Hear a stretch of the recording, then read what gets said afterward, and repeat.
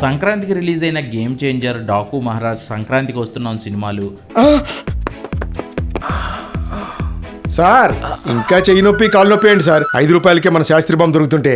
Sastry bomb 5 రూపాయల pack లో release అయిందని అందరికీ తెలుసండి. డిసెంబర్లోనే రిలీజ్ అయిన పుష్ప 2 సినిమాల లెక్కలపై ఆదాయ పన్ను విభాగం దృష్టి సారించింది. పుష్ప 2 సినిమా బాహుబలి రికార్డులను బద్దలు కొట్టగా సంక్రాంతికి వచ్చిన గేమ్ చేంజర్ కోసం దాదాపుగా 500 కోట్ల రూపాయలు ఖర్చు చేశారు. ఇక బాలయ్య డాకు, విక్టరీ వెంకటేష్ సంక్రాంతికి వస్తున్న సినిమాలు కూడా కలెక్షన్ల వర్షం చూపించాయి పోస్టర్లలో. దీనిపైనే దృష్టి సారించిన ఐటీ అధికారులు ప్రొడ్యూసర్ దిల్ రాజు ఇంట్లో సోదాలను నిర్వహించారు. దిల్ రాజుకు చెందిన ఆఫీసులు, ఇళ్ళు ఇలా 8 చోట్ల ఏకకాలంలో సోదాలు జరిగాయి.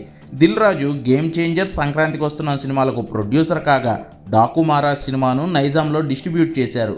మరోవైపు మైత్రి మూవీ మేకర్ సంస్థ పుష్ప 2 1800 కోట్ల రూపాయల కలెక్షన్లను సాధించినట్లు ప్రకటించుకుంది.